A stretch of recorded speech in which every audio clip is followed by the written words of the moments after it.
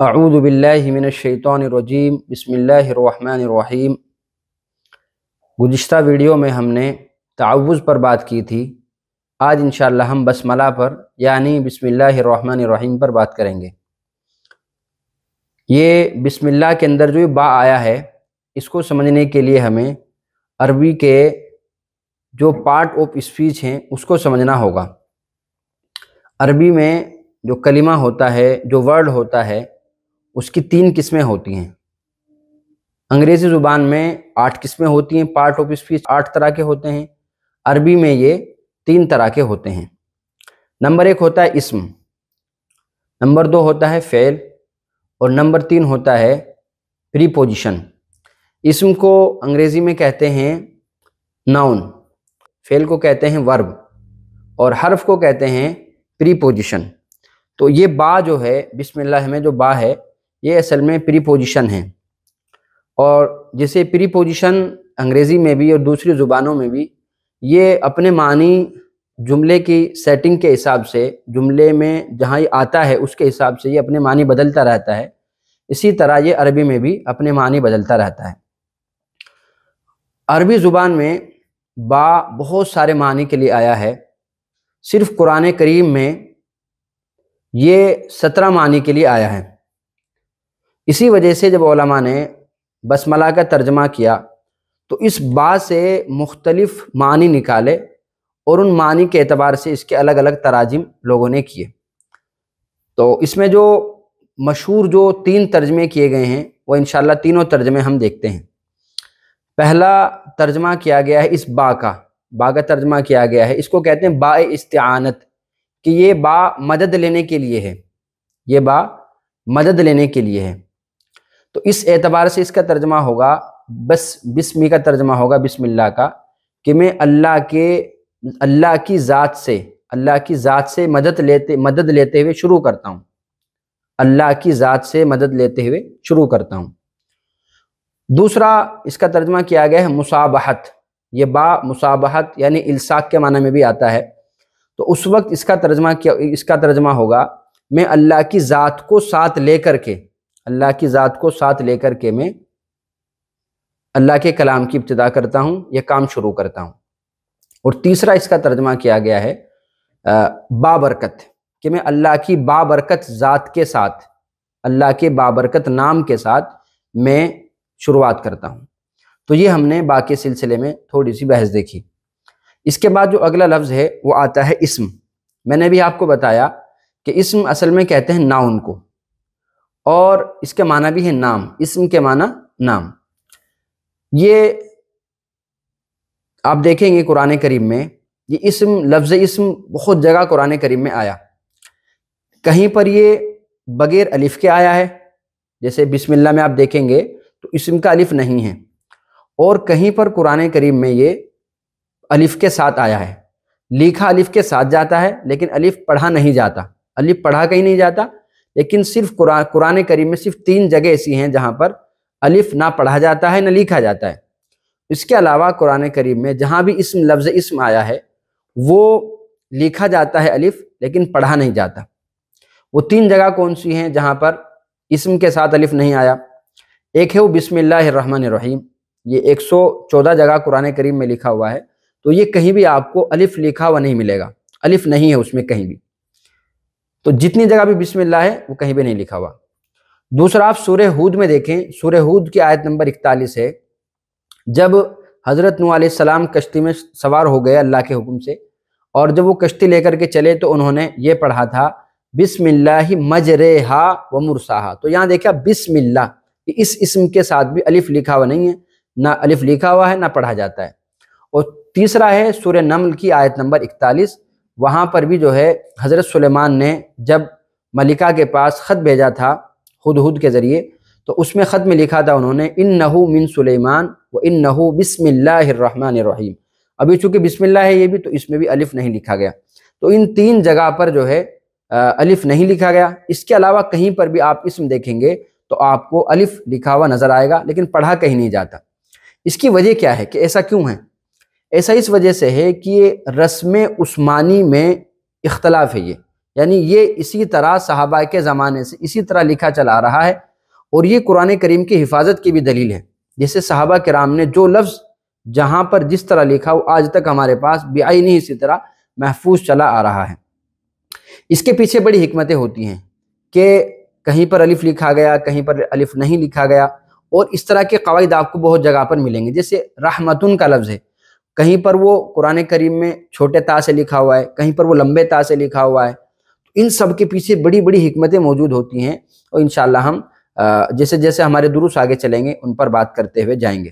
یہاں صرف مجھے بتانا مقصود یہ تھا کہ یہ اختلافات جو ہے رائٹنگ کے، لکھنے کے جو اختلافات چلے آ رہے ہیں، یہ قرآن کریم کی حفاظت کی بھی دلیل ہیں، اور ان کے پیچھے بڑی بڑی حکمتیں موجود ہوتی ہیں۔ تو یہ اسم کے معنی ہو گئے نام۔ اس کے بعد تیسرا لفظ جو آتا ہے بسملہ میں وہ ہے اللہ، بسم اللہ۔ یہ جو اللہ ہے اس کے سلسلے میں بہت معنی لوگوں نے نکالے کہ اس کے کیا کیا معنی ہو سکتے ہیں۔ اس کے جو 3 مشہور معنی ہیں وہ انشاءاللہ ہم دیکھتے ہیں۔ یہ جو الہ ہے، اصل میں الہ تھا، یہ اصل میں الہ الف لام نہیں تھا، پھر جو ہے اس پر الف لام لگا کر کے اس کو اللہ بنایا گیا، الف لام لگا کر کے اس کو اللہ بنا، الہ سے اللہ بنایا۔ تو الہ کے جو 3 مشہور معنی ہیں وہ ہم دیکھتے ہیں۔ اس کا پہلا معنی ہے معبود، جس کی بندگی کی جائے، جس کی بات مانی جائے، جس کی اطاعت کی جائے، یہ ہو گیا اس کا پہلا معنی۔ دوسرا جو اس کے معنی ہے وہ ہے اس کے معنی محبوب کے، الہ کے اندر محبوب کے، جس سے ہم محبت کرتے ہیں، جو ہمارا پسندیدہ شخص ہے یا پسندیدہ ذات ہے، اس کو بھی ہم جو ہے الہ، عربی ڈکشنری کے حساب سے اس کو بھی الہ کہتے ہیں۔ اور تیسرا جو اس کے معنی آتے ہیں محیر العقول، یعنی ایسی ذات جس کو سمجھنا انسان کی عقل سے پرے کی بات ہو، انسان اسے سمجھ ہی نہ پائے، محیر العقول۔ اب یہاں نقطے کی جو بات ہے وہ ہے غور کرنے کی یہ کہ علماء نے مختلف طریقے سے اس لفظ کو سمجھنے کی کوشش کی اور مختلف جگہ تک وہ پہنچے۔ مثلا جیسے میں نے اس کے معنی آپ کو بتایا معبود، تو معبود کے معنی اس کے عموماً وہ لوگ مراد لیتے ہیں جو فقہا ہیں، جو ہمارے جن کا کام ہے مسئلے مسائل نکالنا، لوگوں کو اللہ کی عبادت کی طرف بلانا، وہ جو ہے یہ معنی نکالتے ہیں کہ اللہ کے معنی ہے معبود۔ یہ جو محبوب کے معنی ہے محبوب، یہ معنی عموماً بیان کرتے ہیں صوفیاء کرام۔ صوفیاء کرام چونکہ ان کی زندگی کا مقصد ہی یہ ہوتا ہے کہ ہماری ساری زندگی اللہ کی محبت میں لگ جائے، ہم اللہ کی محبت میں ڈوب جائیں، اللہ کی محبت میں ہماری زندگی گزرے، اسی کے ساتھ ہم اس دنیا سے چلے جائیں۔ چونکہ ڈکشنری کے اندر بات کی گنجائش تھی تو اس لیے وہ اس معنی کی طرف چلے گئے کہ اللہ کے معنی ہے محبوب، وہ ذات جس کو انسان محبوب بنا سکے، جس کو انسان محبوب بناتا ہے۔ تیسرا جو معنی ہے محیر العقول، یعنی عقل کو بالکل جو ہے نا حیران کر دینے والی، کہ سمجھ میں ہی نہ آ رہا ہو کہ کیسی ذات ہے یہ، جس کو الفاظ سے عقل سے انسان بیان ہی نہ کر پائے۔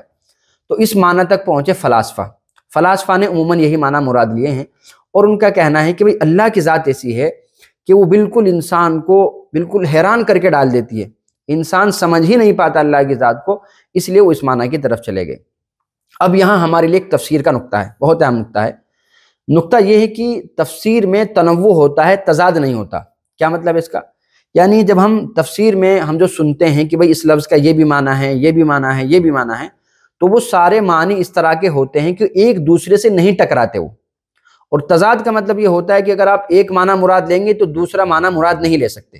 یہ تنوع کا مطلب ہوتا ہے کہ ایک معنی آپ ایک ہی لفظ کے کئی معنی مراد لے سکتے ہیں، یہ ہوا تنوع۔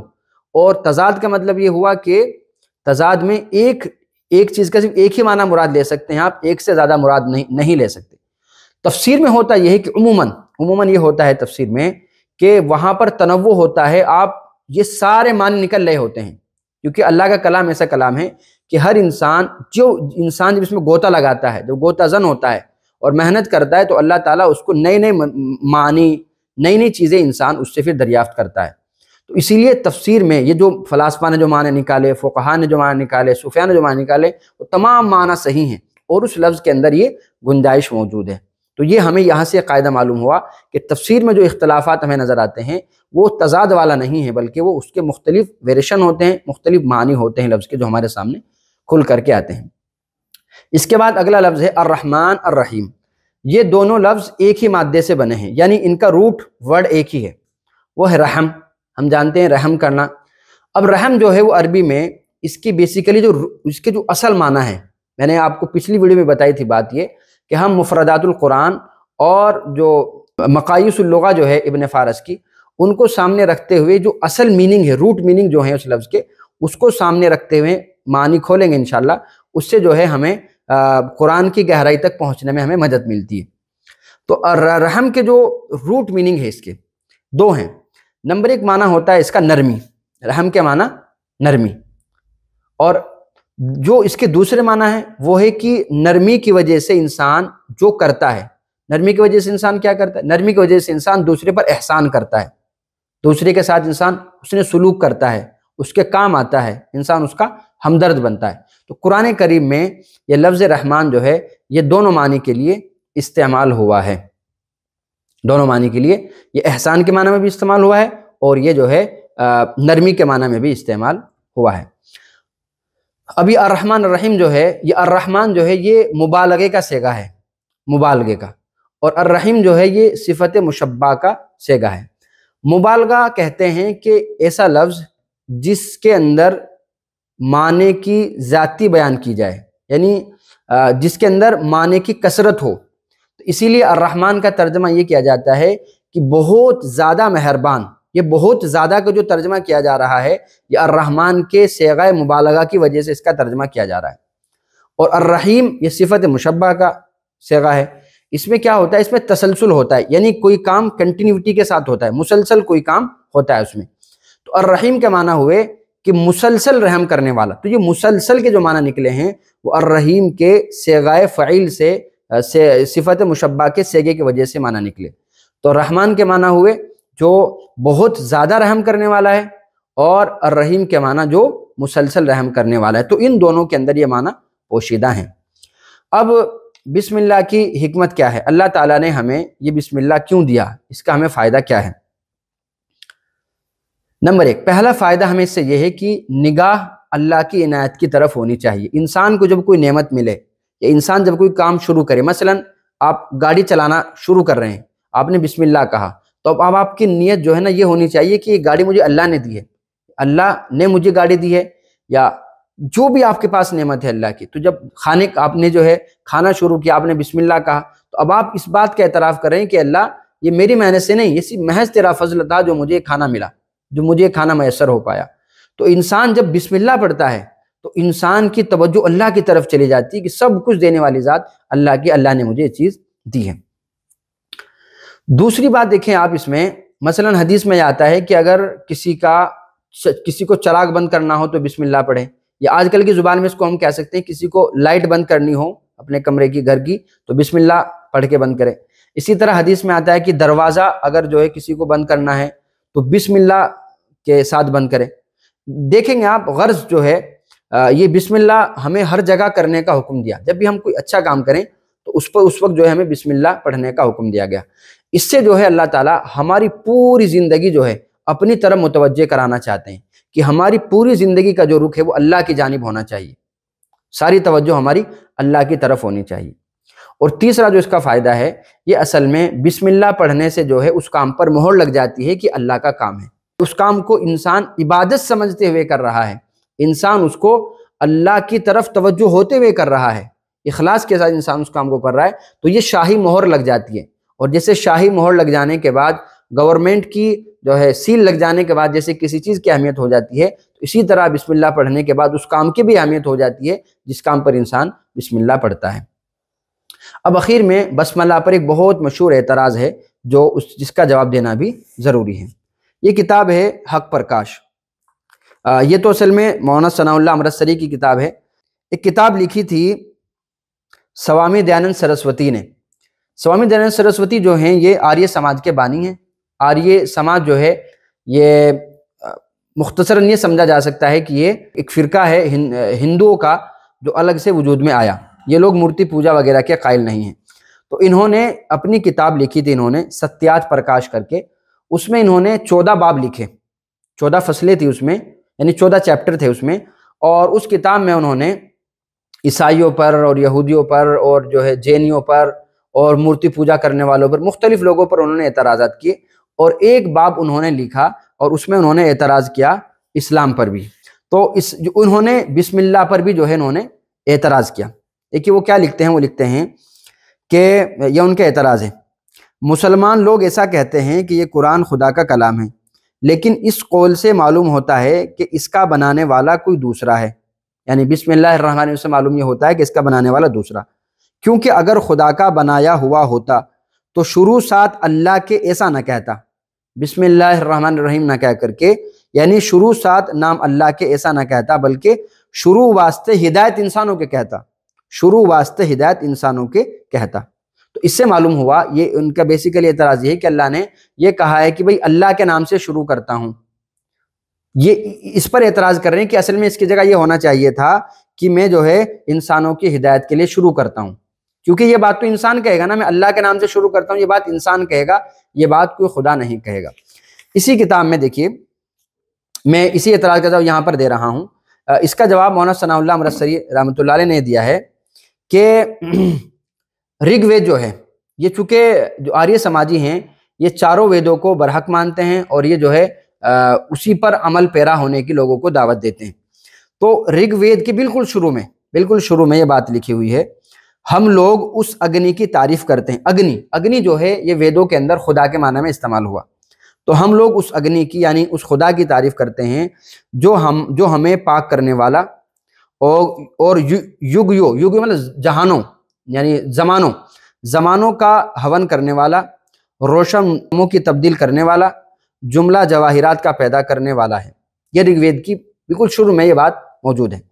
اب جب سوامی جی نے اس کی شرح کی، انہوں نے جب اس کی تفسیر کی رگ وید کے اس منتر کی، تو ان سے کسی نے سوال کیا کہ بھئی یہ تو خدا کا کلام معلوم نہیں ہوتا، بلکہ خدا کا کلام میں کیا ہونا چاہیے تھا کہ میں بات شروع کر رہا ہوں جیسے قرآن میں ہے نا بسم اللہ الرحمن الرحیم، تو آپ دیکھیں گے کہ اس میں بالکل بعینی اسی طرح شروع کیا جا رہا ہے کہ میں اگنی کی تعریف سے شروع کر رہا ہوں، اگنی کی تعریف سے، تو یہ تو انسان کہے گا نہ کہ خدا، تو خدا کو بھی اگر ایسا تھا یعنی سوامی جی کے مطابق ایسا تھا تو وید کے اندر بھی یہ ہونا چاہیے تھا کہ جی میں لوگوں کی ہدایت کے مطابق یہ وید نازل کر رہا ہوں اور اسی سے ہم بات شروع کرتے ہیں، جبکہ جیسے قرآن میں ہے بعینی اسی طرح انہوں نے بات لکھی۔